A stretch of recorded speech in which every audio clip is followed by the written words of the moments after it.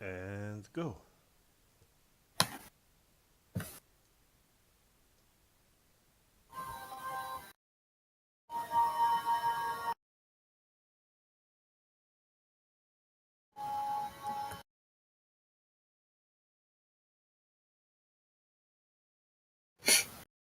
Who would have thought the beast may be innocent? Except for some of the crimes it's accused of. And the true culprit is a monster of a very different kind. At least that's what you have reason to suspect as you stand in Vorkstag and Grind's chemic works, surrounded by the dead bodies of mongrel men and two vile alchemists. One of which you would have to fish out of that bleach vat if you want to inspect him further.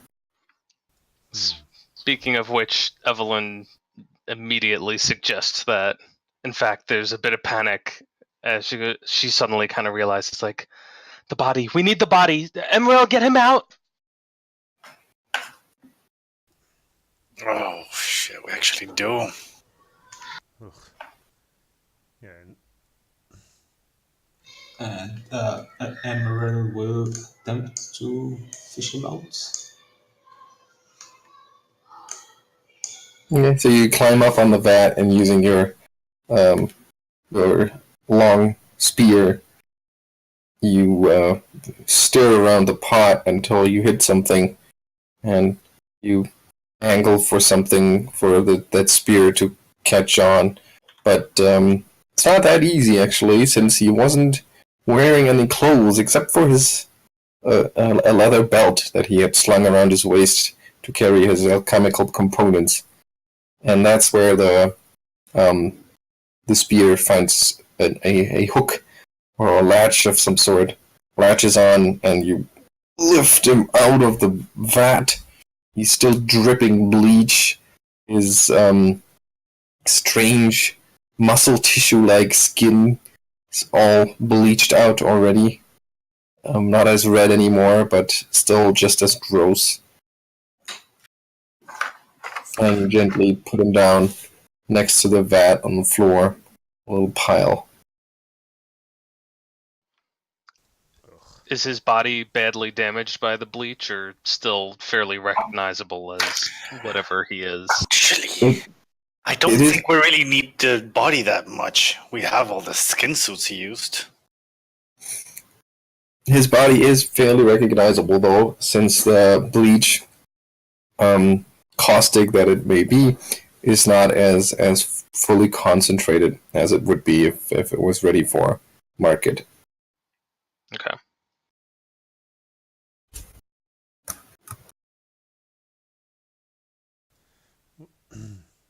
Well, indeed, I think wouldn't it be enough to submit this I don't even have the word for this suit abomination. Yeah, I meant the skin of the mongrel thing that was supposed to play the role of the shambler. Not quite. We have means, we have method. We're still lacking motive, gentlemen. We need to turn this place inside out until we know exactly why this thing might have gone to the sanctuary and killed Dr. Brada. Won't the jury I think it's true. I think it's true that having a clear motive would help, but at the same time, they were very happy to accept that the beast would have killed just for being a beast. Yes. I imagine they'd make the same assumption. Yeah, I don't think they care much about motivation. Yeah, I mean, if the as beast long as they can hang the beast. Yeah, I mean, if the beast can be violent and murderous because of its nature, then, well, this thing clearly can be as well. In fact, well, we were witnesses to it ourselves. We can hardly beat the prosecution by using arguments that we are claiming are invalid when they claim them. Well, when is that last time? When it worked for the last time? I mean, it's... The minds are stacked against us, both of the judges and of the people. We must not simply meet the level of the competition. We have to exceed them. We have to prove beyond doubt. Ordinarily, it's the other way around, but in this case, it seems the burden of proof lies upon us. And as she's saying this, she's going to start going through Grimes' possessions and see what he has on his body. As long as you don't do it with Volkstag. That would be disgusting. Well, I mean, it's...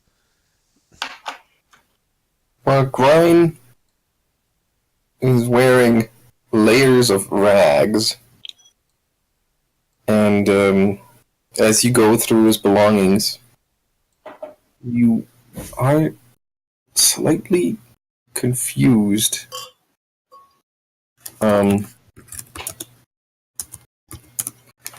Give me a second, because I am slightly confused right now.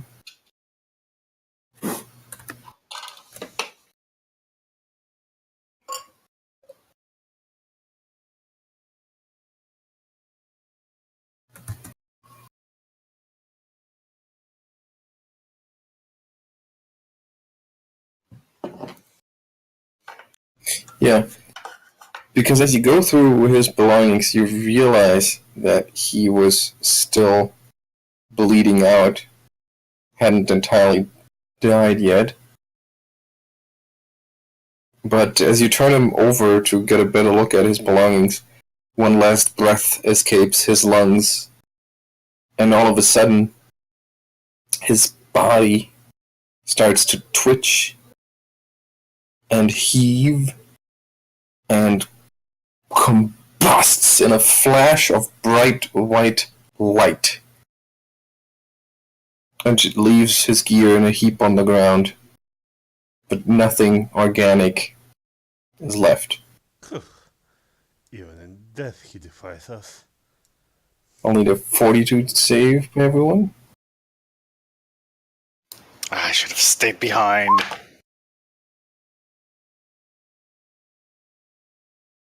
Hey, for a few moments, Evelyn and Emaírel, you are blinded by the light just for a couple of rounds.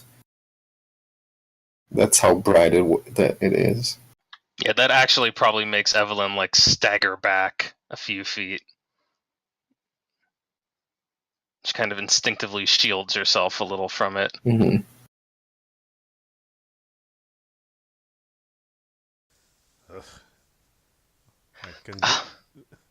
I can't even imagine what foul experiments were performed on this creature to cause it to combust like this. What was that? Can we roll some knowledge to determine it? Well, anyone who hasn't already tried a knowledge local can. I think Emaírel already tried last time. Yep, knowledge local, yeah. Okay. That's pretty good by Evelyn. Well, dressed in layers of rags, combusting into bright light when dying, you have an idea all of a sudden that explains all of this. This quote-unquote gnome is in fact one of the dark folk. A dark creeper, to be exact. A creature that usually lurks in the black places deep below the surface of the world, venturing forth at night or into neighboring societies when the urge to steal and cause mayhem grows too great to resist. And this one may have found a more permanent residency on the face of the earth.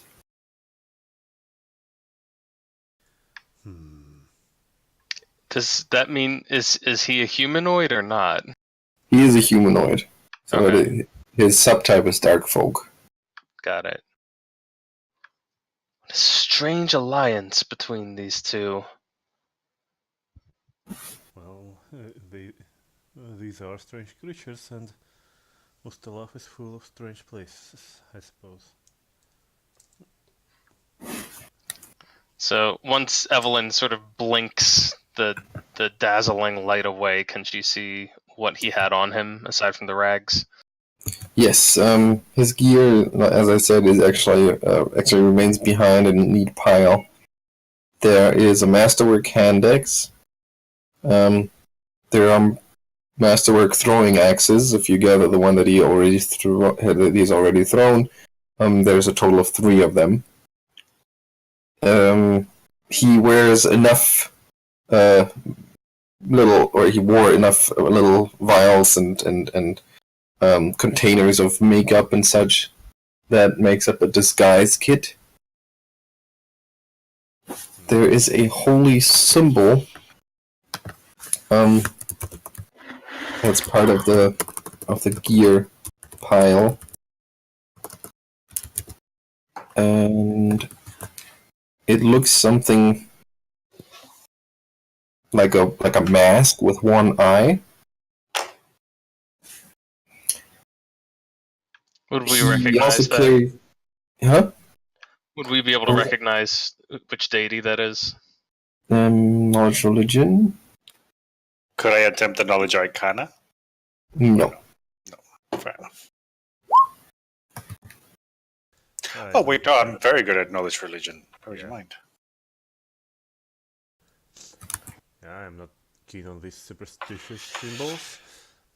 Well, Geier grew up in a convent. Well, not a convent, a graveyard.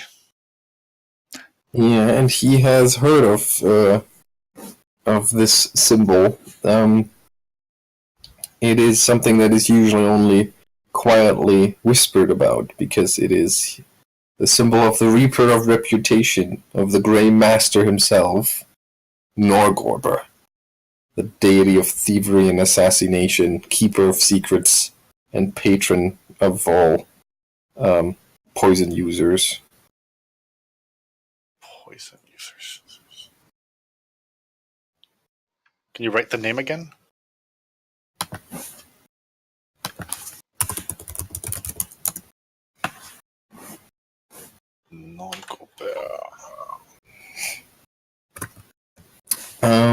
He also in the pile of his remains, there are also 6 containers with tightly sealed lids. One of them, however, has been broken open, and there's a black, kind of oily residue inside. A spell component pouch and a set of thieves' tools are also within the pile. Some alchemical items or vials can also be found. 2 vials of acid, 1 vial of antitoxin, an empty potion of spider climb, empty vial of spider climb, and 2 potions of cure light wounds. Oh, that's very handy of him. I would like to keep the component pouch if nobody objects. As long as Prosecutor doesn't object.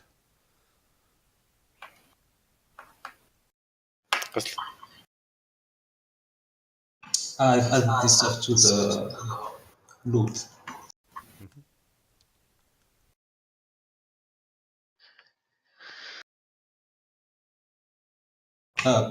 Doctor, do you recognize the content of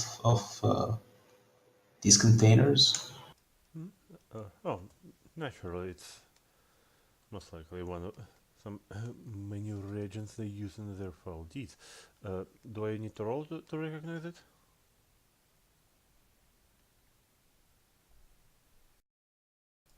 Hello? What was that? I mean, do I need to roll to determine the contents of vials and other potions that he has?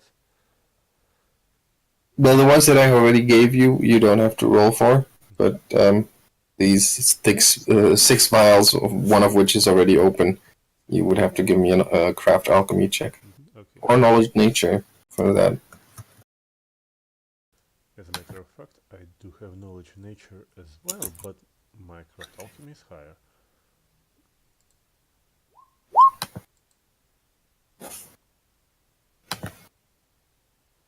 Although, to be honest, it has a circumstantial bonus, I think, from my alchemist class to craft, so they might be actually equal to my knowledge nature. Well, that craft alchemy is, of course, perfectly enough. And it definitely confirms Evelyn's suspicions, because this is a poison that is known as black smear. It is of unclear composition, but it is the favorite poison of dark stalkers and dark creepers. So all manner of disreputable fiends. And it causes strength damage. It's a fortitude DC 15 to resist. Evelyn's gonna kind of glance at one of the throwing axes she picked up. Does it look like it might have been coated in this stuff? It definitely was. Wow, that's a good thing. Good thing you didn't hit with those throwing axes. Mm-hmm.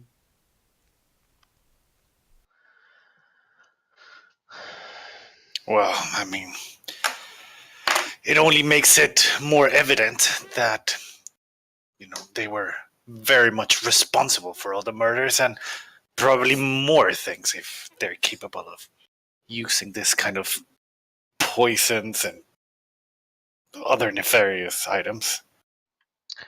I doubt they very much limited their activities to framing an innocent beast. They must have had a motive. I'm not sure they even were aware of existence of the beast. I mean, it was to be an urban legend after all, right? Until recently. I still think they must have had a motive, an agenda, something to accomplish. This this thing that called itself Vorkstag, what does he have on his belt? Okay, let me see. Just some alchemical reagents. Let me see if there's.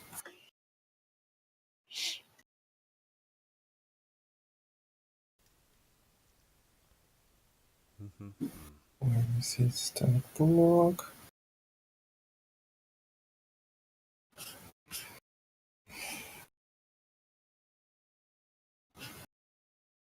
There it is. Yeah, some alchemical reagents, a strange dust, a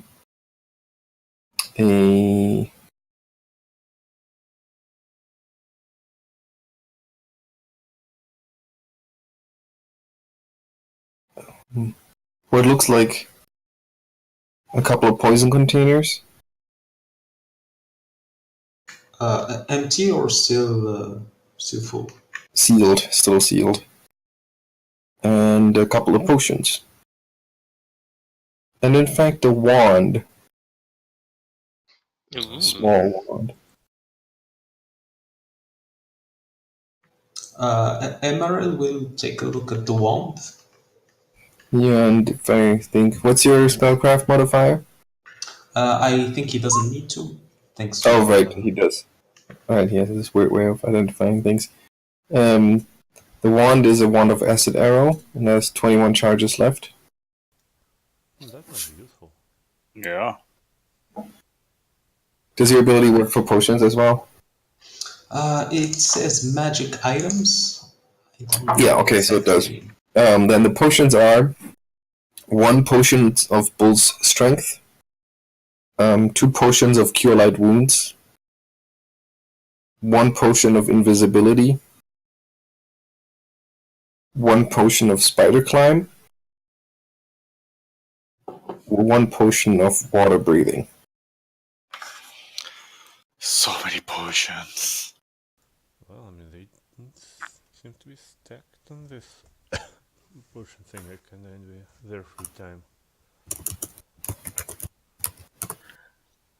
And all that on top of his one belt.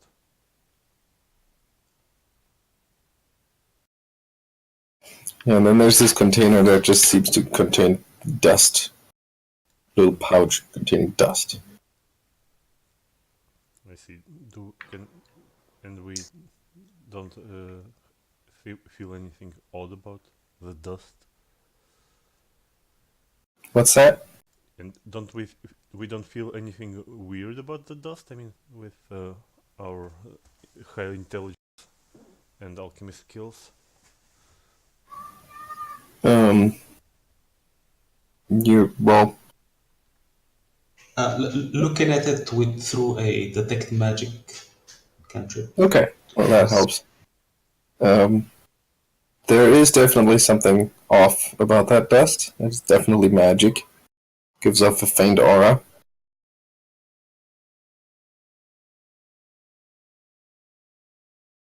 And do you just get the description of the item? I don't understand how your ability works.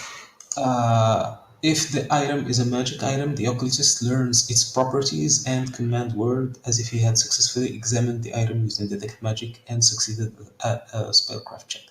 Okay, so you just identify everything automatically with no level cap, no.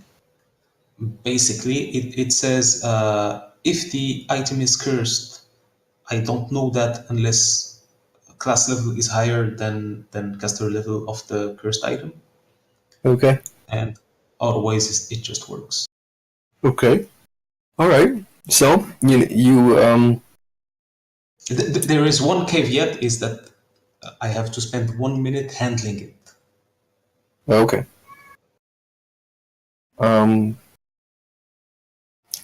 Yeah. So you do, and you recognize this normal seeming dust as dust of tracelessness. It's a magic powder that can conceal the passage of its possessor and his companions. By simply tossing a handful of it into the air, you can cause a chamber of up to 100 square feet of floor space to become as dusty, dirty, and cobweb-laden as if it had been abandoned and disused for a decade.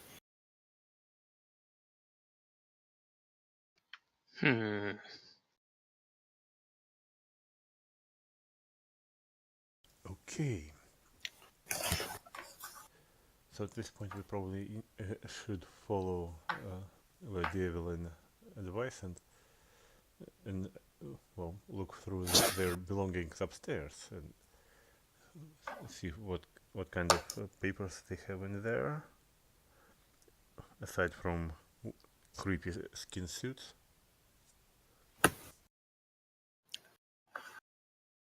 A quick question: the dust is one dose left in there? There are 2 doses actually, so it's 2 handfuls in the same pouch.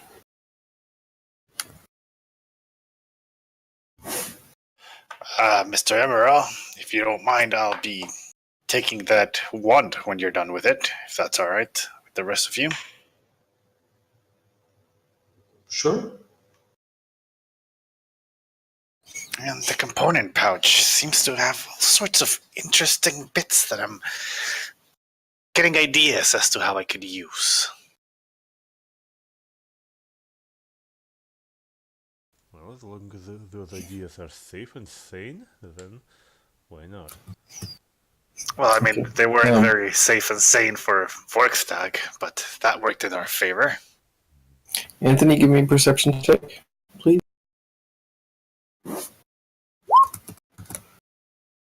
Okay.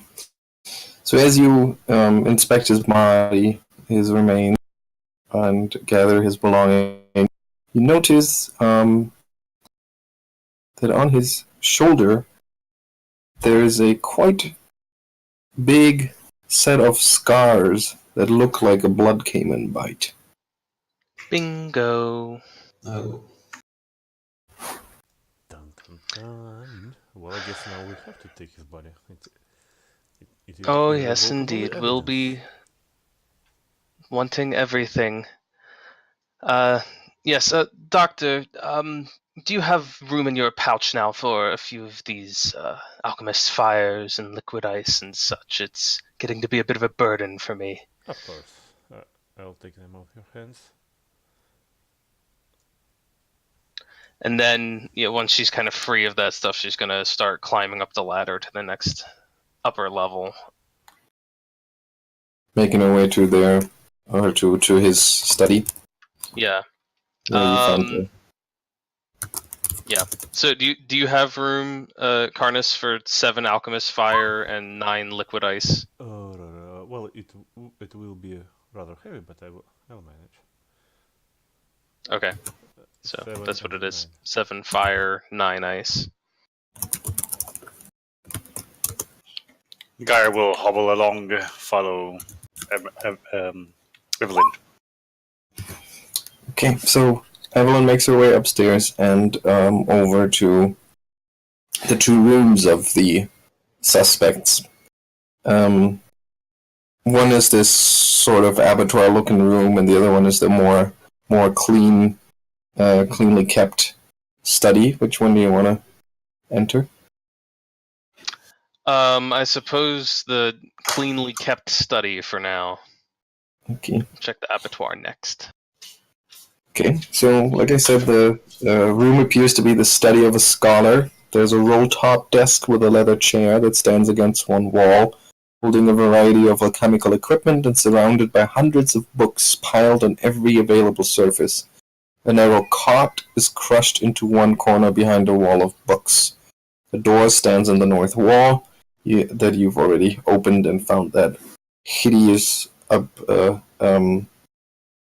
and disgusting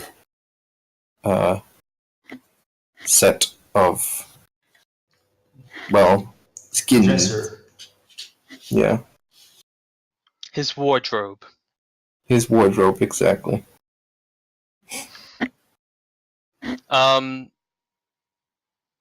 She's gonna. Oh, sorry. Was there more to the room? Nope. That's there's. Let me see if there's anything else I want. Oh yeah, there's a large bell jar that's atop the desk, and it contains the alchemically preserved head and shoulders of a human man. Yes, that's what we wanted to check last time. Yeah, that is what I couldn't find. The room itself is almost fastidiously clean, except for the heaps of books everywhere.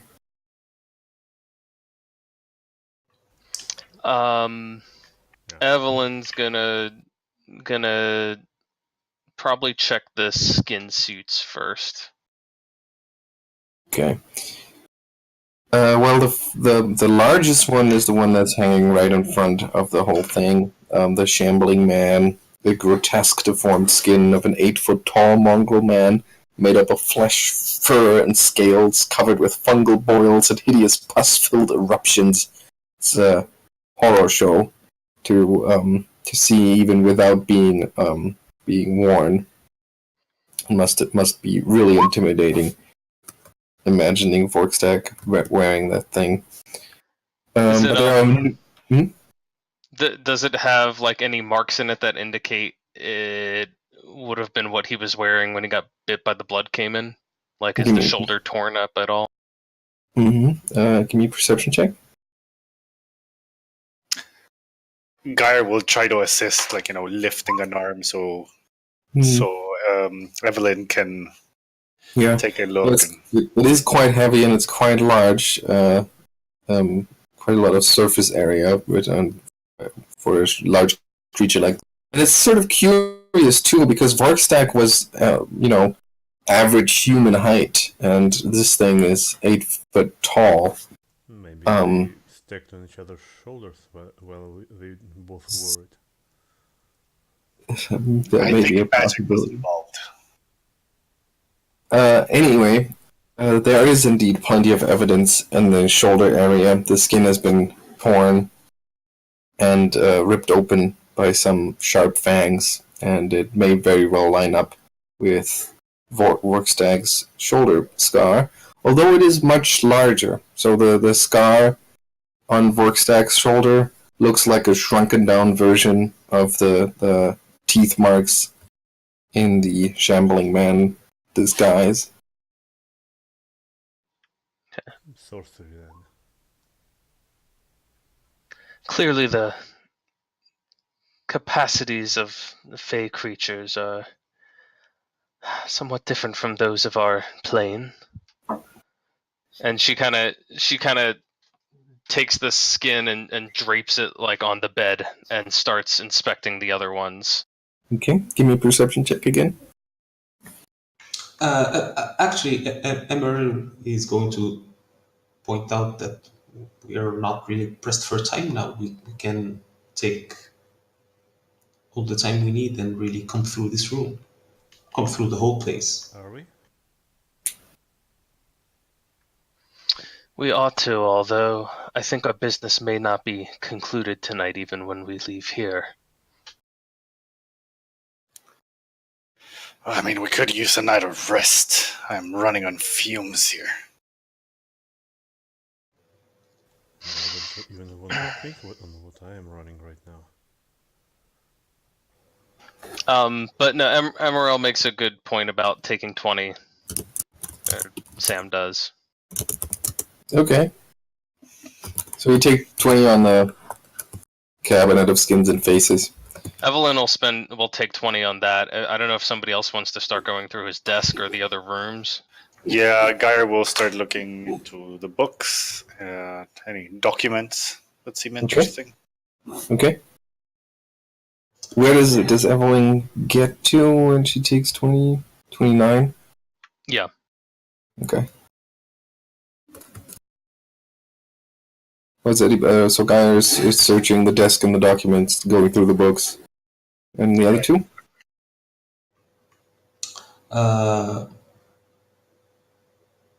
Well, would we split them, each two do a single room, or do we?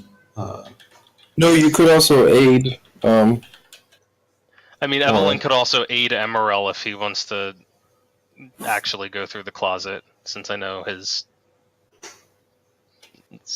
perception's higher. Yeah. Let Evelyn direct Emaírel as to what she thinks he should check.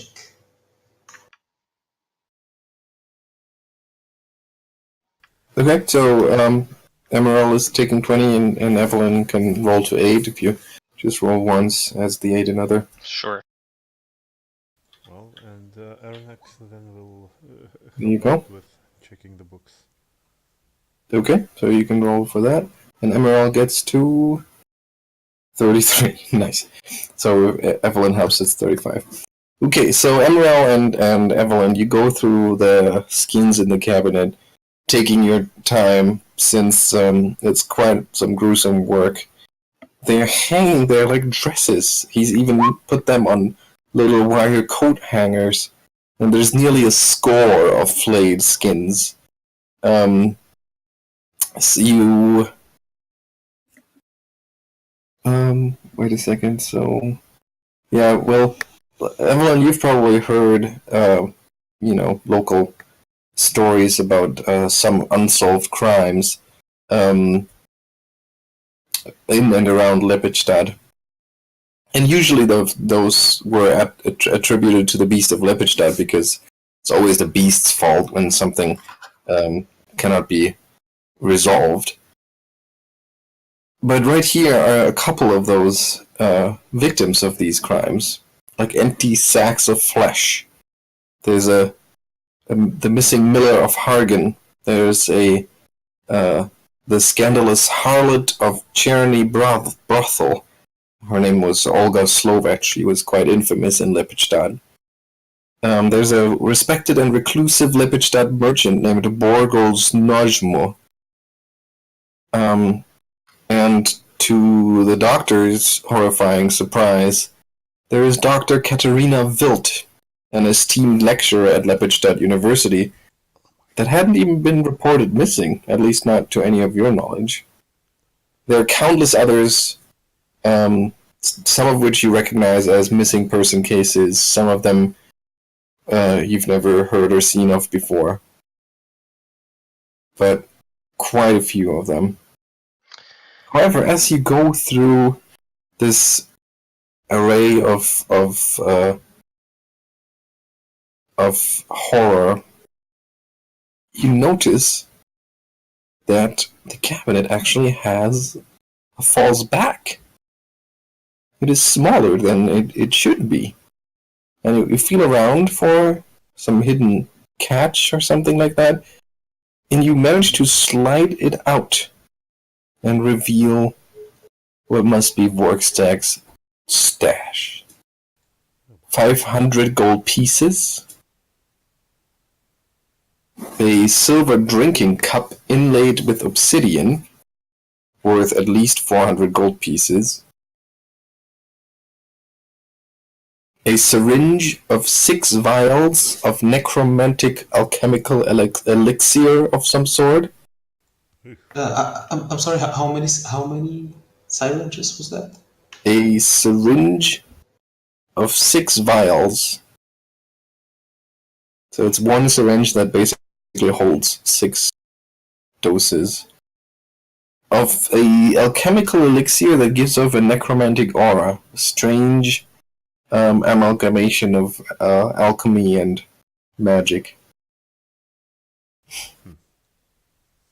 But almost more importantly, you find a ledger. You thumb through it and you find that it lists a whole number of customers who've purchased cadavers, anatomical parts. Many of the names are local doctors and scholars, but two words stand out. Brada and Sanctuary. I see some. So was he buying cadavers from other people, or was he selling cadavers? Does it look like? It seems like our esteemed colleague, and Arronax makes heavy air quotes, and this one was a serial killer by hobby and getting rid of evidence to other hobbyists. Didn't we find It is what it looks like, yeah. That's But I'm still confused. Is Vorkstag the buyer or the seller of these cadavers? He killed people and he sold the bodies to necromantic experiments, basically, I suppose. And probably kept the skins. Yes. I mean, a good way to get rid of the evidence. So that would indicate that the seller in Sanctuary was Brada's and not someone else's. That would indicate what? What was that? It would indicate that Brada was the necromancer who put in place the seller in Sanctuary. Well, that would be most likely the case. And that's certainly possible. Yeah, and that's why he had all those creatures in there. Arronax shivers after this close experience. That was just an hour ago.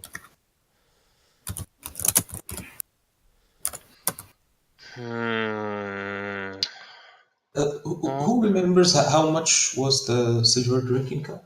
400 GP? 400. Obsidian and silver. Are you notating this all down, Sam? Yeah, it's in both in the notes. Party notes. Okay. Any of the, I know this is gonna be a bit of a weird thing to check for, considering they're all preserved skins, but any of the skins look like they might have been buried in a bog and then dug up and turned into skin suits? Approximately 6 of them? No, they are actually all kept in pretty pristine condition, given that they're flayed skins. Well, I remember we said the soil conditions of Marest made the bodies well preserved. I was wondering if Yes. those 6 empty graves could be attributed to this guy. Well, I think there's a different, more straightforward connection here. Well, they I mean, might have there's the prepared. skin face we found, That's for and sure. But I obviously mean, the cayman. Yeah. Well, yes. Like- So the idea is, what you've already learned is that he apparently went to Morast and then dug up bodies there. And then what would they have done with the bodies? I mean, he flensed them of the skins. Seems he sold the skins, or sold the bodies, possibly. Yeah, that's what the all while ledger. disguised as the well, all kinds of people. the shambler to drive people away. Yeah, Or something. I'm still not 100% sure why he would have attacked the town, aside from just to keep them away from the cemetery, maybe. Well, I mean, the town went after him, didn't they? Yeah, but he was attacking them first. The people died, people went missing. And he was like, he had attacked some of the buildings. Seems a little odd, but I don't think we need need a to figure out. reason. It's We crazy. don't need to figure out every single motive now.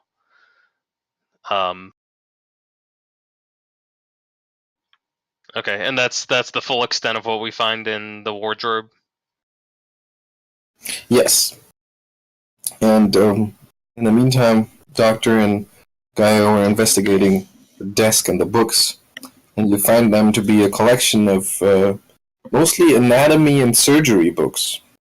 And they would probably be worth quite a penny to the right scholar, or maybe a university. In addition, all the equipment that's sitting on a desk is a complete alchemist's lab. And there are, among the things that must have been recently created, are 3 packets of flash powder and 5 pots of alchemical grease. That's interesting. Although I will let Guy. The books are not really ours to sell, are they? Yeah. Well, the consumables are I mean, we cute. could help ourselves to a thing or two. I'd be perfectly fine with that, but Well, I mean, my personal moral flexibility is stretched to its breaking point by now. So, What exactly are we going to do, Geier? Pass them along to his next of kin? I mean, I'm sure the library here would appreciate this kind of thing, but Yes, I'm sure they would appreciate it, and show that appreciation with a little bit of coin. I'm just saying. I mean, like I said, I have no objection with keeping them, especially after all we've been through. I guess I must suddenly had a spurt of conscience, but don't worry, it's dead now. yeah, I mean, your new powers do some weird things to you. I mean, first you cast spells, and now you have conscience all of a sudden.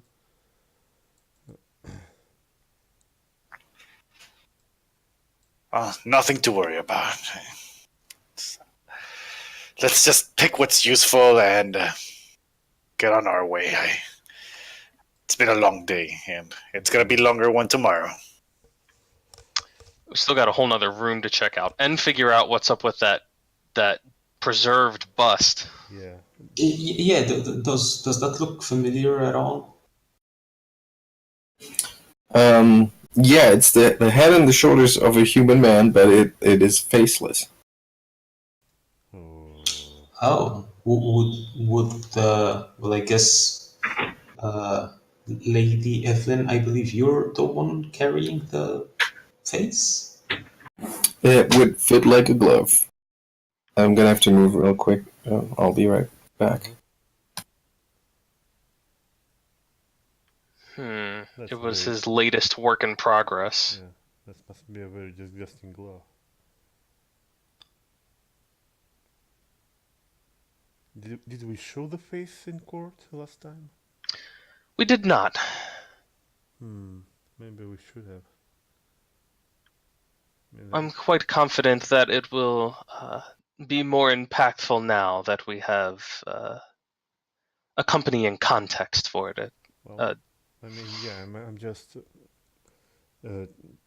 reviewing the chain of evidence, so to speak. Because if we shocked the public with the face before, then, well, it would be sort of evidence that we found it beforehand, and this is complements it today. And it's not like we just happen to have a face that completely fits this disembodied head in a jar.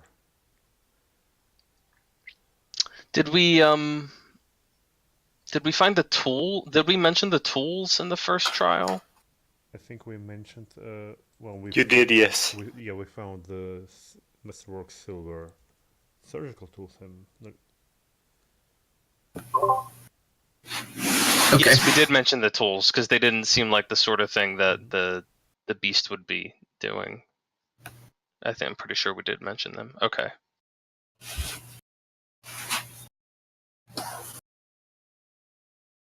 Okay, I'm back. Yep. Yes, you're back. Okay, so does it just look like the bust is like his work in progress, basically? It's kind of odd and curious as to why he would leave that on his desk. You don't really get you can't really make any sense of it, to be honest. If we put the face on this model, does it look like anyone in particular that we know? No. Well, I guess we will have to ask the court on this at this point on the identity of this person. I mean, I guess by this Does the point, like, we've proven the innocence of the beast, and they can actually do their job for once.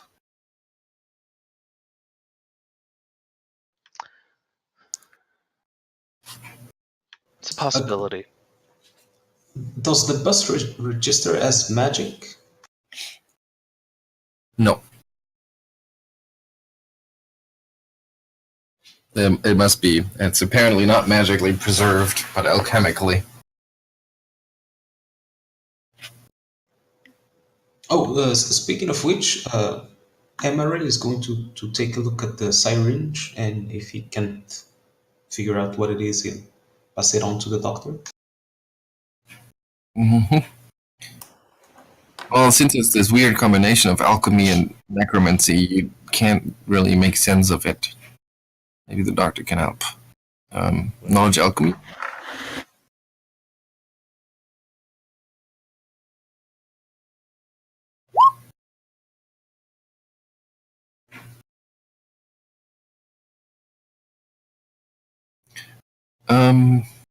Yeah, you have a hard time figuring this out too. We've definitely never seen anything like it. It must be a custom-made concoction.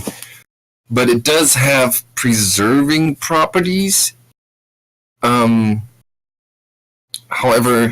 not just in the sense of stopping decay and rot, but also, and that's the magical enhancement, it might possibly preserve cognitive functions and motor skills and that kind of stuff in a dead body. Herbert West Reanimator. Yeah, that's some reanimator shit right here, and well, I won't lie that I didn't heard of such attempts being made, but that would be the first time I've seen one. There is a beast in Lepishta. We just got the wrong one.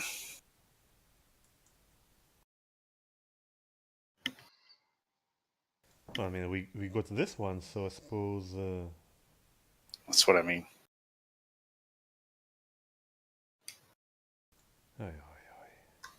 What of the abattoir? Okay, looking for more answers, you head to the room next door. That's as much an abattoir as a bat chamber. The room contains not only a four-poster bed, but also numerous workbenches and alchemical gear. The walls are lined with shelves and strange-looking objects and jars of liquid. Bits of rags litter the floor, and the air is heavy with the stench of spoiled food mixed with acrid chemicals. A ladder leads to a trapdoor in the ceiling. The room is part alchemy lab, part slaughterhouse, part bedroom. Many jars contain alchemically preserved body parts from a variety of creatures, it seems. There's one bell jar full of liquid that contains a small gold key at the bottom. Ugh. Is it one of those jars that are filled with completely inobvious acid that would dissolve our flesh if we try to get the key? I would not be surprised. Why not just dump out the jar? I mean, it's... Oh, come on, Lady Evelyn, you know you're not supposed to do that. What if the key dissolves once it's out of its, liquid? What if the key sprouts wings and flies away because it's charmed? I mean, I don't know. That's in the realm of possibility.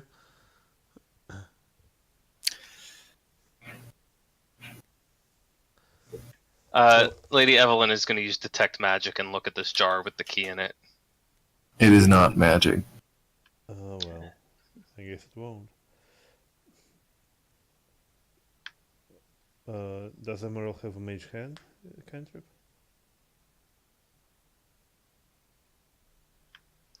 Evelyn does. Well, here you go.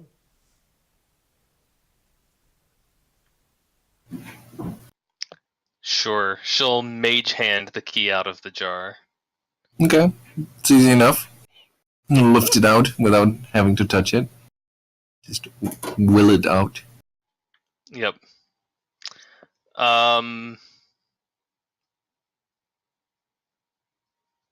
Could go to anything. The roof, some other device. Does it look like it's like maybe a door key or like something to something smaller? Yeah, it's definitely smaller. It looks like a lockbox key, something like that. Hold on to it for later. I'm sure it'll come in handy. All right, gentlemen, turn this place inside out. Aye, aye, ma'am. You search the room. We searched the room. You search the room. The room is packed with curios and medical oddities. There's another complete alchemist lab in here. 4 vials of antitoxin are actually still lying around the workspace.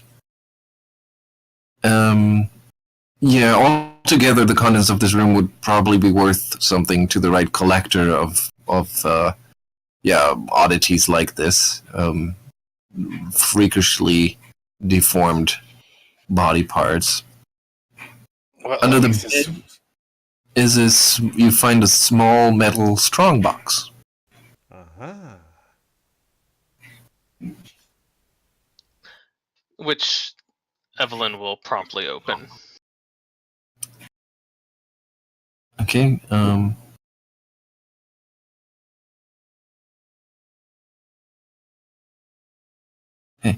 you unlock it and you open it, and inside you find 200 gold pieces, 4 more vials of antitoxin, and a small purple velvet purse containing 4 small, slightly cloudy diamonds worth 300 gold pieces each. Well, that's... I'm sorry, I didn't get how many purses, how many diamonds? 1 purse containing 4 diamonds worth 300 gold pieces each. Well, considering... it won't be wanting now. Well, for a certain degree at least. I mean, after all the... Well, all the costs this pair accrued to us in this very short amount of time. I guess we might as well help ourselves to their ill-gotten gains. Would Emaírel happen to know what the local law says about these cases? What do you mean? About the forceful inheritance?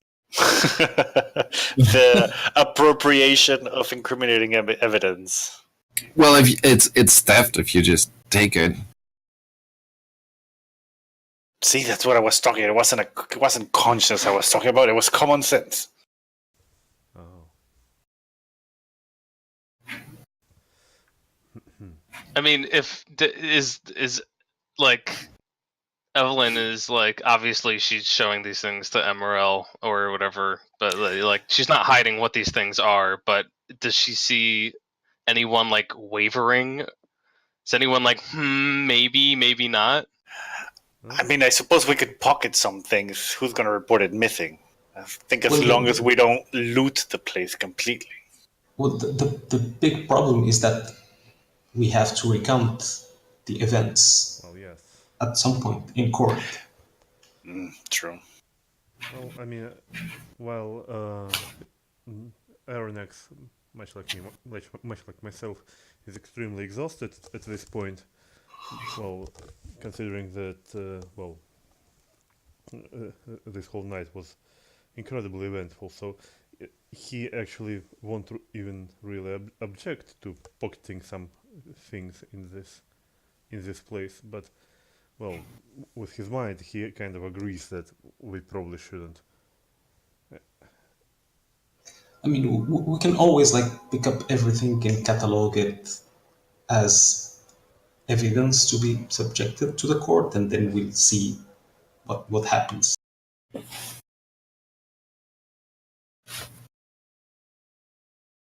Evelyn is going to take the stuff. Well, Taking the gold, taking the goblet, taking the alchemical components. Like she's well, I mean, you know, maybe the giant stacks of books and stuff she can't just yeah, you're foist the off, wearer, but like, I mean, so if you feel confident about it, about defending this in court, then sure, why not? takes 200 gold pieces, takes the bag full of diamonds. I mean, I'm trusting Evelyn on this. She seems to be the most civil one of all of us. Yeah, I mean, she knows what she's doing. I believe that this whole investigation has cost me quite enough already. I mean, yes. Geier looked like he's about to say something and manages to stop himself. Yeah, exactly. I mean, you're completely correct.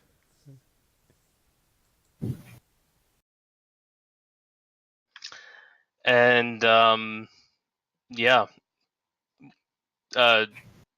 I'm basically suggesting let's just add all of that stuff to our loot page, except for maybe the like complete contents of the room, which I don't think we can just walk off with right now. Yeah, I mean, are you? Yeah, well, I've put everything.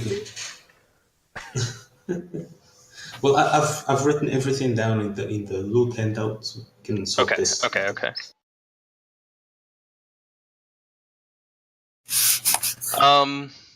Then I guess that just leaves the trapdoor to the roof.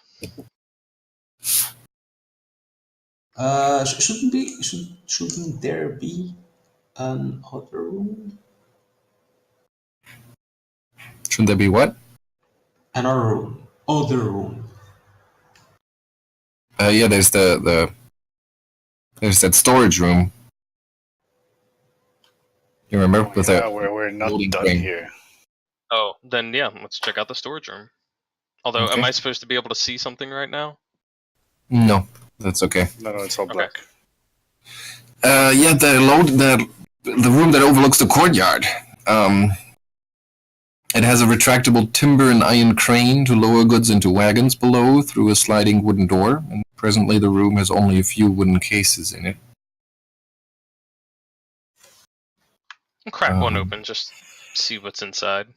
Yeah. Probably just bleach, but Yeah, most of them are empty. As you go over them, you spot 2 that have some stuff in them.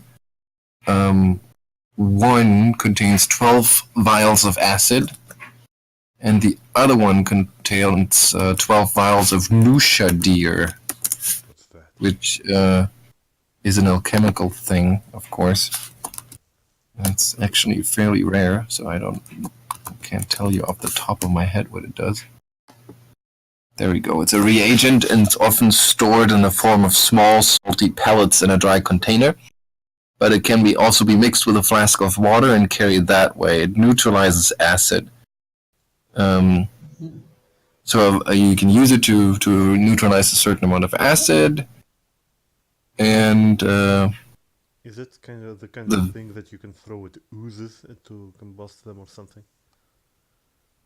no, but you can use it if you shove it into someone's face, because the vapors of it are slightly irritating to the eyes, nose, and mouth, and if you suffer close exposure to it, it may cause nausea for a couple of rounds. But it's mostly used as a neutralizing agent for acid. I see. Unfortunately, I don't think I can grab some of those because I'm already. Yeah, we're gonna need a cart. Could you There is spell it out in the chat? What? Could you write the name in the chat? Yes.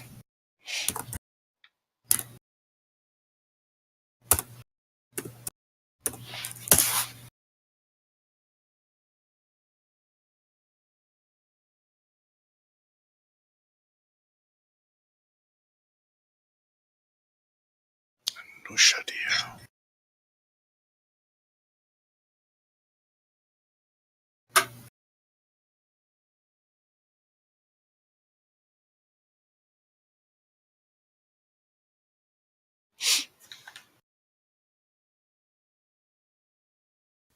Okay.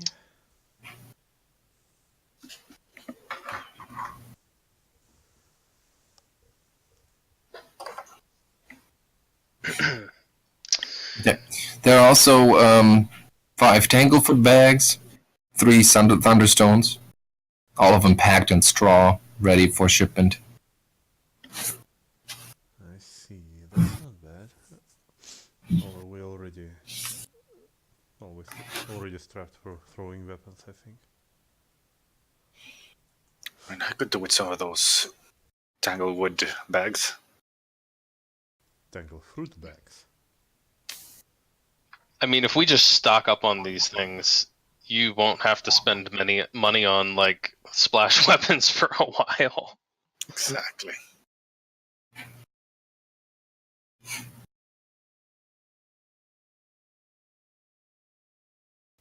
I mean, considering my degree of my expertise, I won't be paying that much to begin with, but otherwise, you're right. I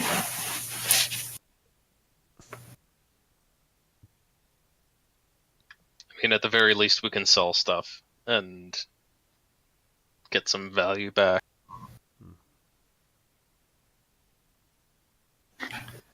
Although we probably should scrub away the logo of their manufacturing. It would be kind of weird if we suddenly start selling the quote-unquote confiscated contraband.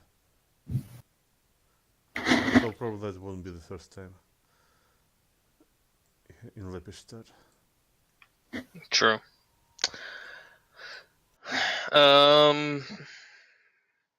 Rooftop? Yeah, probably. Although you go there, Might as well be thorough. Yeah, I mean you go there. I mean I'm not sure it would be safe for me to go that up high with this many explosives strapped to me. Yeah, Geier takes a step away.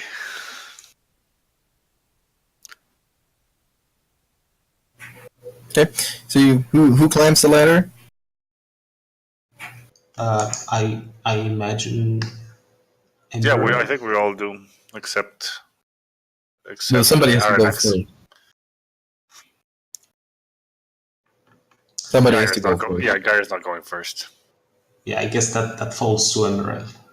Okay, so Emaírel climbs the ladder to the ceiling of this room, opens the trapdoor, expecting to get out onto the roof, but in fact, the trapdoor opens into a sort of small tower that connects to this room.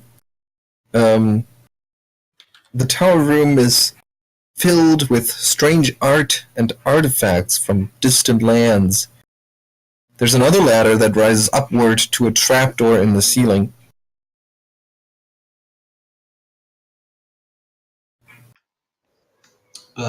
Before trying that one, he'll take a look in this room first. Okay, so you pull yourself up into the room, and as you dust yourself off, you can give me a perception check.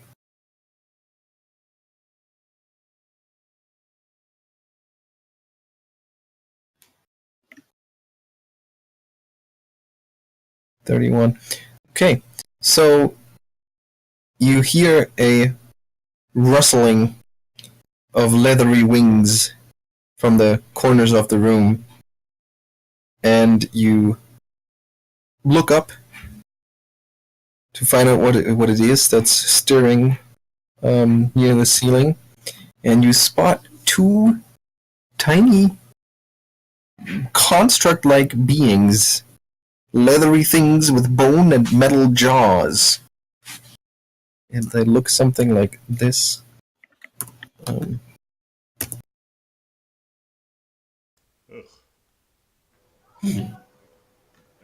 And without any particular emotional investment, it seems, they take to the air and they start fluttering towards you.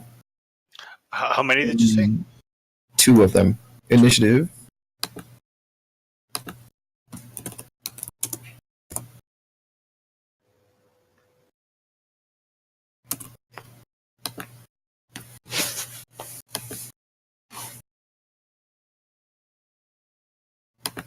Oh, right, you didn't have tokens. Let's see. Evelyn. Geier. Doctor. Emaírel.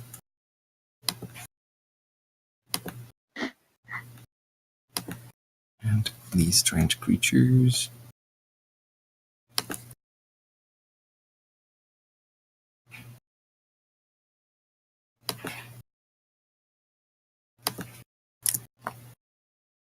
Okay.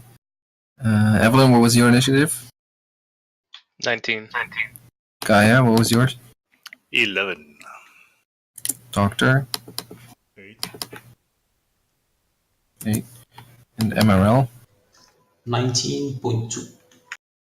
2. Okay, so, yeah, you're up in the room anyway, so you go first, because the others probably won't have noticed what's going on. So, Emaírel, you're the first one who can act. Emaírel will ready his spear and yell out that we have creatures here. Okay, then Evelyn, you're next. You immediately ready to answer his call. How tall is the ladder? The ladder takes you up to the next room, so it's like 10 feet. Okay. Yeah, 10 feet. She can probably ascend the ladder then. Mm-hmm. And she'll look at these creatures. Can she do any sort of check on them? You can do a knowledge arcana. Well, you would think that they are constructed, but that's pretty much all you can tell.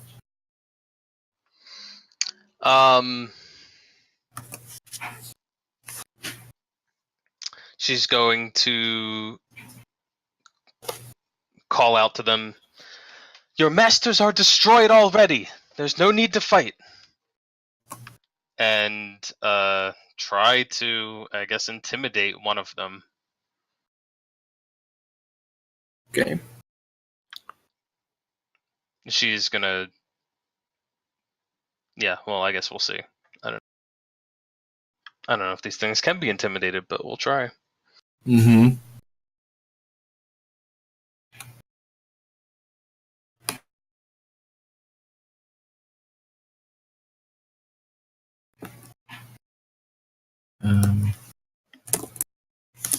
I think constructs are immune to mind affecting stuff. Yeah, if they're immune to that, then they're immune. Well, but there are some things. Let me see.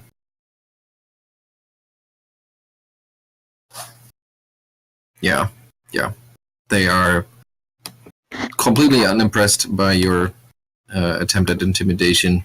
They are apparently programmed to do one thing, and that is to keep this chamber clear of intruders, and that's what they are about to do. Okay, well then Evelyn, her turn ends, and she's going to fix her gaze on one of them, since, I mean, I can't see a map, I don't know. Is one of them closer? It doesn't really matter. It's a 3x3 room. Okay, And she's gonna fix her stare on one of them and make sure she's standing right next to Emaírel. Okay, so lifts herself up into the room, stands in the corner, kind of behind Emaírel, and fixes her gaze on one of the tiny creatures. One of them comes fluttering down from the ceiling, moving into reach of Emaírel's spear. Well, if he triggers, then Emaírel will take a stab. Yep, definitely.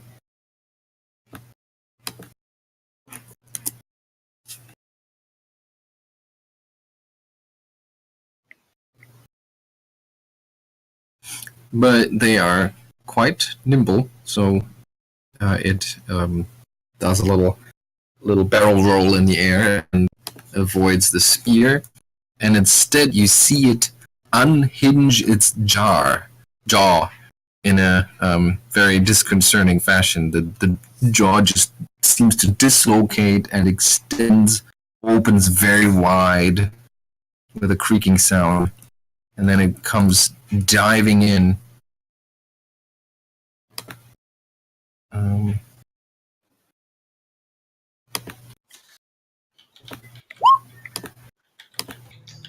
Nope. Tries to bite you, but fails. But the jaw is for a tiny creature like that. You hear the jaw close and with the crushing sound. So it's apparently quite powerful. Geier. One second, I'm trying to add the acid arrow thing as a spell. Geier will produce the instrument he just recently found, the Wind of Acid Arrow, and trying to take as careful aim as possible, he will point at one of the fluttering creatures.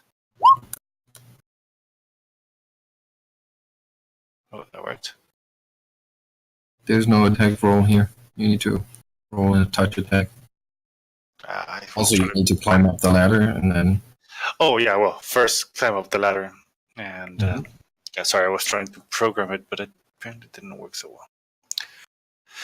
Geier struggles up the ladder, barely gets his body up, and, aims at one of those nefarious creatures. And...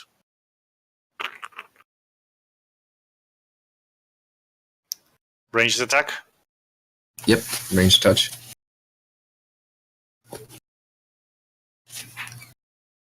13 is not enough. They are tiny, very tiny, and very nimble. And the acid arrow just shoots past one of them and burns the wood on the wall a little bit, the wooden panels. Doctor. Well, Doctor will silently curse his fate, and he will also ascend the ladder while clinking and clanking the bottles with very dangerous substances. And once he up there, he will draw the liquid ice, and that will be his turn.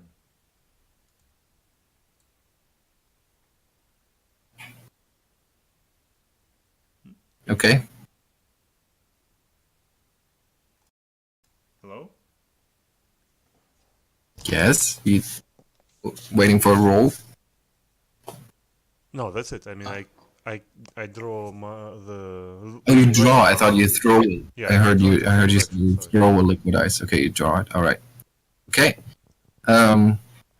The second tiny construct shoots down, picking a target, looking for the weakest one, which will probably be Geier. He will look the weakest. Fair enough. Tiny room like this means that he will definitely come within reach of Emaírel. If he has combat reflexes, he'll get another stab. Okay. And he successfully pokes it for 8 points of damage, but that's not enough to bring it down. And this one too unlocks its jaw and almost like a bear trap. You hear it snap into a cocked position, and then it bites Gaia, and the jaw is released, and it comes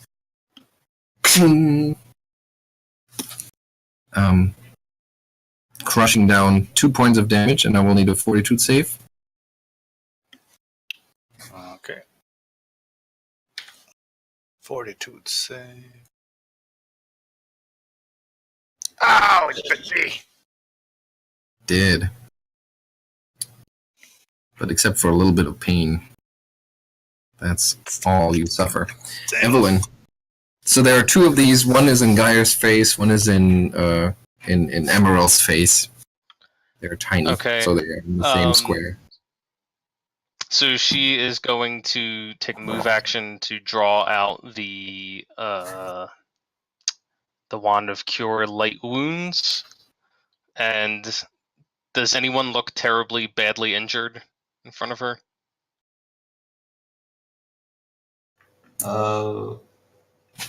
Emaírel is roughly has 1/3 of his normal hit points.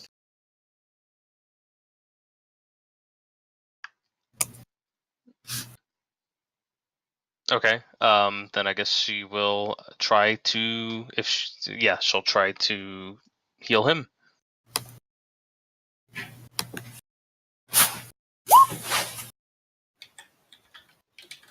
And should succeed.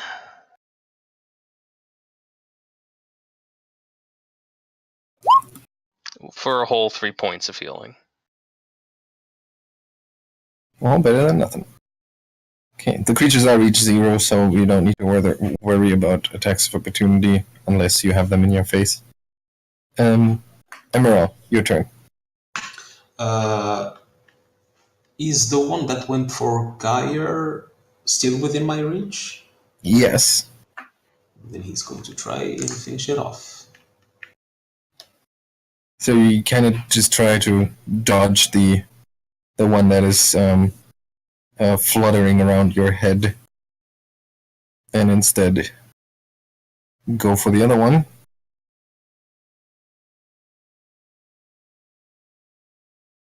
And you skewer it with your spear and shake it off, sending it crashing into a corner.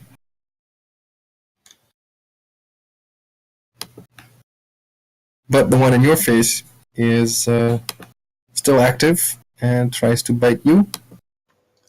But another 12 is not going to be enough. Gaia, your turn. Geier is losing his patient, and I mean, it may not have done a little damage, but it kind of hit a nerve, and it's really stinging. So, with his other free hand, he points at one of the creatures and releases a magic missile. Shoo, wow, 11 points of damage. And Evelyn will use that as her opportunity to trigger her painful stare and deal another 2. It's 13 in total. Stop fluttering around, you nefarious creature!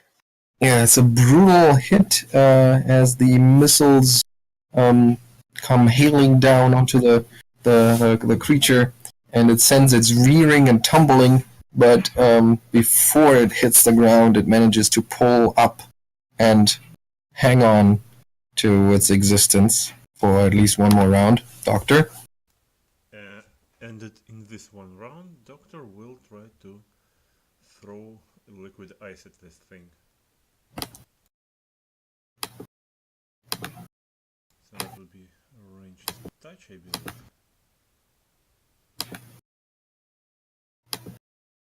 Okay, and unfortunately my cat's grace is probably gone by this point. So my dexterity goes back to normal.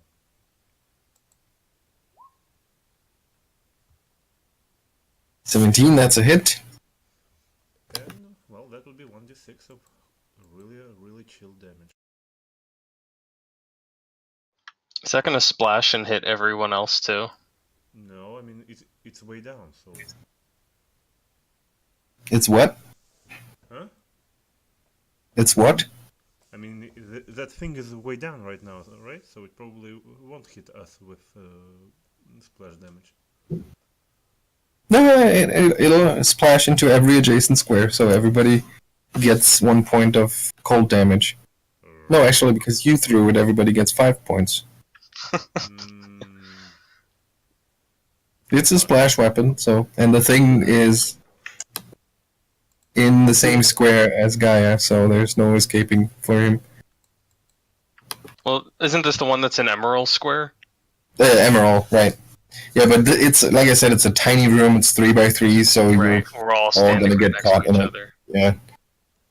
I mean, if it But dies, it dies. Yeah, it seems The good thing is that it brings the creature down, even though everybody else takes the 5 points of cold damage. Yeah, Doctor was exhausted and he miscalculated.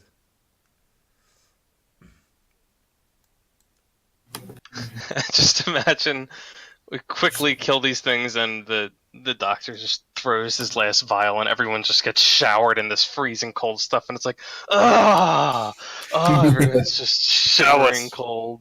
Uncalled for. I'll just go down. No, good work, Doctor. I think. Well, the thing is dead, isn't it? It is indeed dead. I was told that cold temperatures can help muscles recover from strain, but not this way.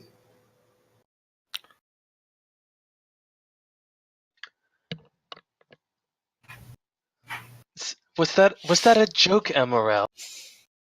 I think it was. Was that humor that I just heard from you? I think so.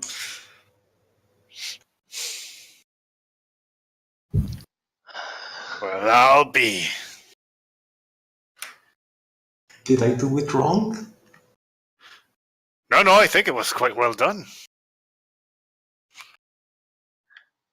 It's a start, I suppose.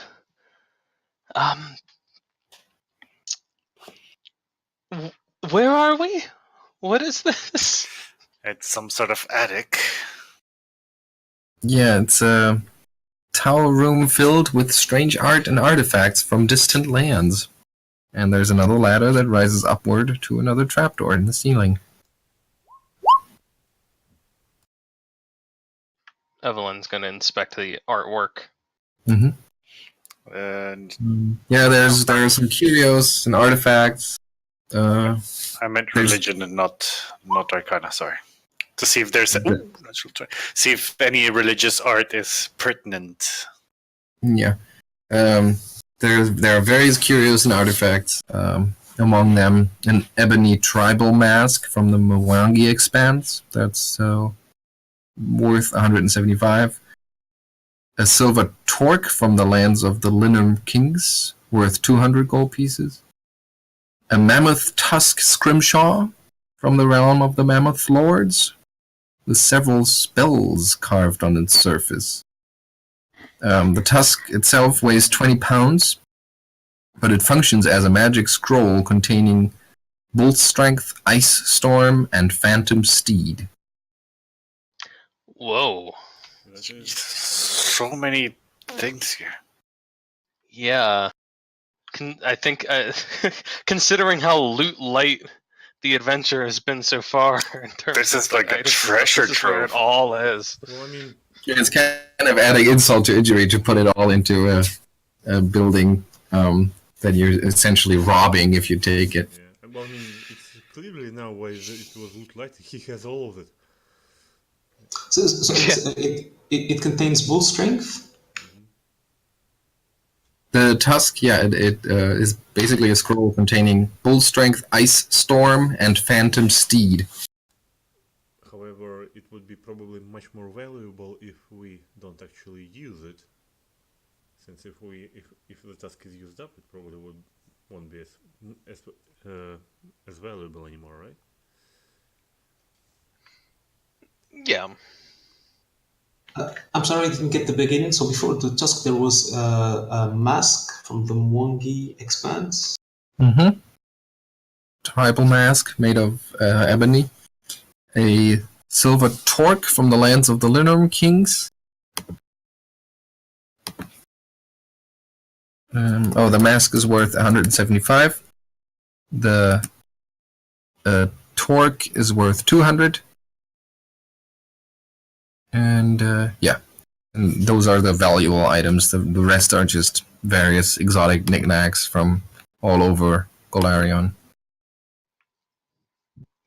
Wow, okay. And you said there's another ladder? There is another ladder. How far up does this go? What is a tower? We saw it from the outside. Do we have Yeah. a rough estimate of how much more tower there must be?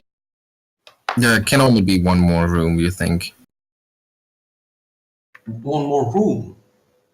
Yeah, one more level. So this door would probably take you to Okay. another chamber like this one. Okay, then.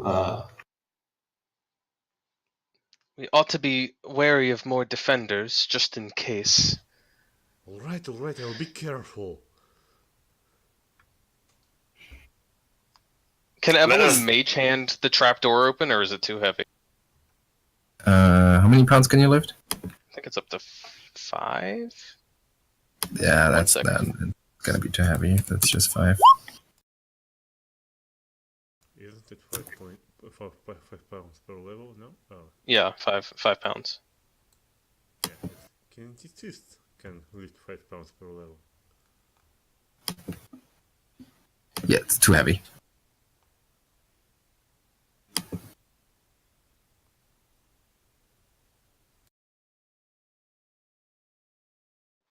Well, someone's gonna have to be a brave soul then. Yes, I wonder who it'll be.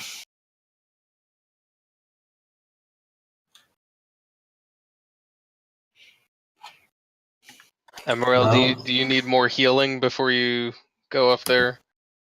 I could use a touch, yeah. Wait, Okay. if we both use Mage Hand, could that open it up?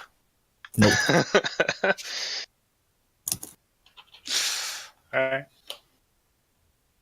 1, 2, 3. Push with our minds.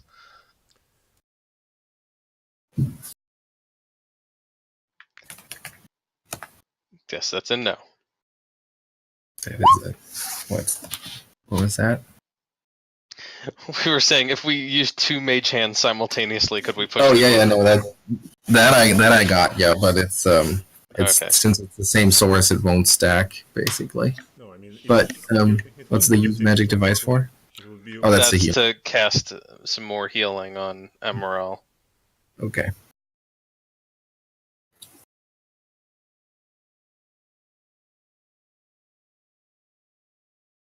There's only 2 charges left. Should I just use another one on him?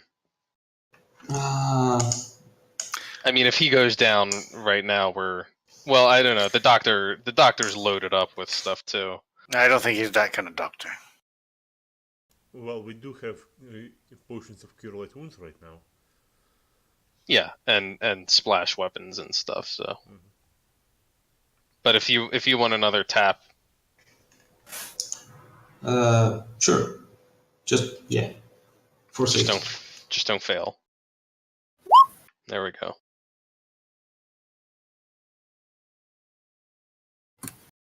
There you go. There. No, that's a good rolls. That's where you were. All right. So Emaṛel will go up and take a look. Okay, so you go up, open the door, and suddenly, boom! A explosion of sound as soon as you open the trapdoor. Everybody give me a fortitude save. Everyone? Everyone, Even if we're downstairs? even if you're downstairs, it's loud enough. Look at that! Geier is rolling! Those unholy powers seems to sustain you. Okay, so 3 points of sonic damage for everyone, and the doctor is stunned on top of that. 5 points? What? 3 points of sonic damage. The doctor is stunned, and you can roll for initiative once more.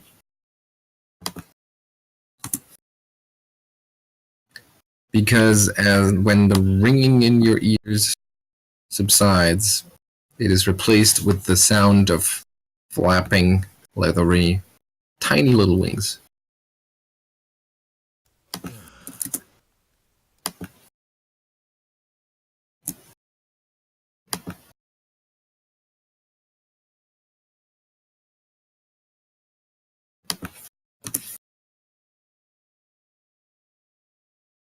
Where's Geier's initiative?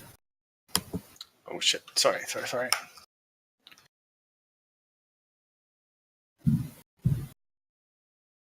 14. Okay. Doctor is stunned. Emaṛel. You opened up the trapdoor, triggered that trap, and you look into another room that is very similar to the one that you just in, except that it's not as stuffed with curios. There are some slatted timber openings that cover the windows of this towered top room. And and there is one more of these strange homunculi, and it has, of course, noticed you and is closing in. That one took the fortitude save? You're stunned. Okay. I assume he has enough time to get inside the room. Yes, that's a move action, and you climb inside. Okay. He tried to figure out these things because we didn't do that before. Okay. Yeah, you would call it a homunculus, an artificially created creature. Unlike a golem, it has some limited free will. It is cobbled together, as it seems, from various skins, and its mouth is essentially a giant bear trap. It's a tiny construct. You've already witnessed them in combat, so you've seen a lot of what they can do. You also notice, however, tiny little poison glands that have been sewn to the creature's cheeks, and it kind of like continuously coats the jaw in poison. Okay. How is it the same? Is it a similar sized room? Yeah, it's still a 3x3 room. Okay, so this time he'll draw his sword instead of the spear, Okay, and that'll be his turn. all right. Geier. Geier will use his last spell.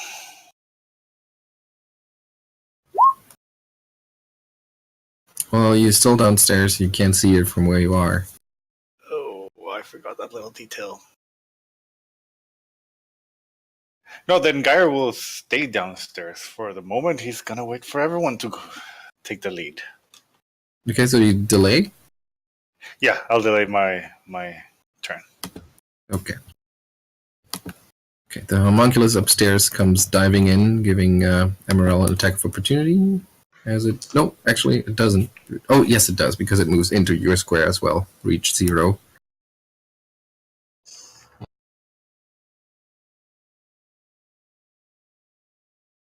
And you hurt it, damage it for 9 points of damage, but it also lands a critical Damn. hit for 11 points of damage. Yeah, it's confirmed. Figured as much. For 11 points of damage, the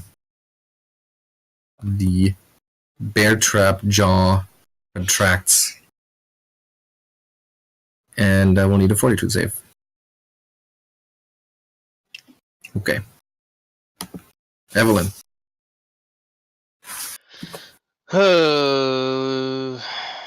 Well, I'm going last. I don't think there's anything I can really do except get in the way up there, so I'm just going to pass my turn. Okay, delay. Doctor. Am I still stunned? Whoops, sorry, yeah. You are still stunned, of course. Okay. Let me see. I thought that was just one round. No. For how long that will be? Yes, it is. Just one round. Oh. You're right. It's one round hard. Okay, so you have a turn. And this thing is still biting Emaírel, right? Yes, up there, right next to the hole in the floor. That is the trapdoor. Emaírel is fighting the thing. And I have next to no ability to actually reach it, so I will take total defense, and I will allow Emaírel and Geier take care of it. Okay, Emaírel. Emaírel. Well, look, I imagine I'd have to take a 5-foot step away from it? Mm-hmm. Or can you attack creatures that are within your square? I believe you can. Because that's still considered within your reach, and there's nothing that I'm aware of that would say that you can't. Yeah. You couldn't attack it with the spear. Yeah, because that's out of reach then. Yeah. In that case, he's just going to stab at it.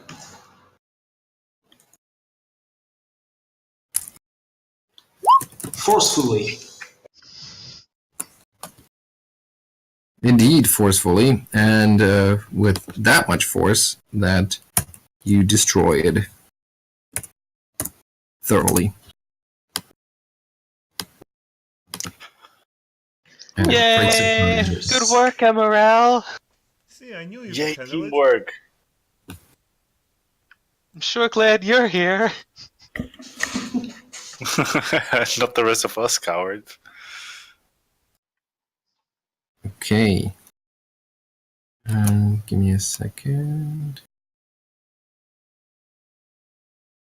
Because that will be the last heroic deed of today's session, because I have to go and make dinner. Yeah, so this room is kind of a disappointment. It's the top. Like I said, there are slatted timber openings that cover the windows of this room. If you peek out, and you look down, you can look down 60 feet all the way to the ground. And if you look up, you see the roof of the tower, and it appears to be topped with a copper lightning rod in the form of a raven eating a wolf. Which is pretty cool. But other than that, this is a dead end. Well, literally for some of us. And on this disappointing note, we're gonna call it a session. All right.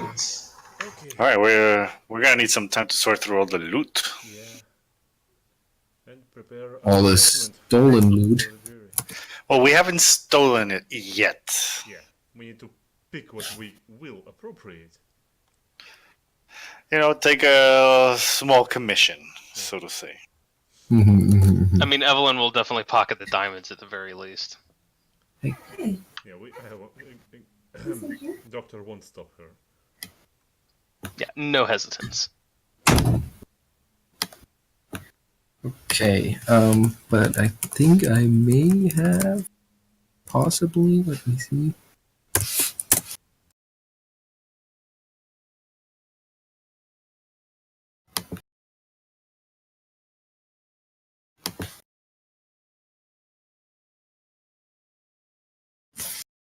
Yes, I think I have good windows. No, so close. Almost. Ah, Not quite next level. Not Not quite quite there. there. You know, you could just get us next level. You're literally God, I know I can. but you won't. Another one of those homunculuses just pops out, and you guys kill it real fast. Well, No. Emaírel kills it. You all stand around and cheer him on to share in the experience. Okay, so Emaírel levels up. No. Okay. Yeah, I gotta run. All right. Lots of greetings to the family. Well, I will let everybody know. Enjoy. Get some heady toppers and drink them with joy. I already did, and I very much enjoyed it. And I think I'm gonna do exactly that tonight as well. Color me very jealous. There's they also made a new one that I'm trying to get a hold of. Oh no. Yeah. Oh, wait a second. You're running this from Vermont. Yes. I was wondering why the time was like an hour back from what it normally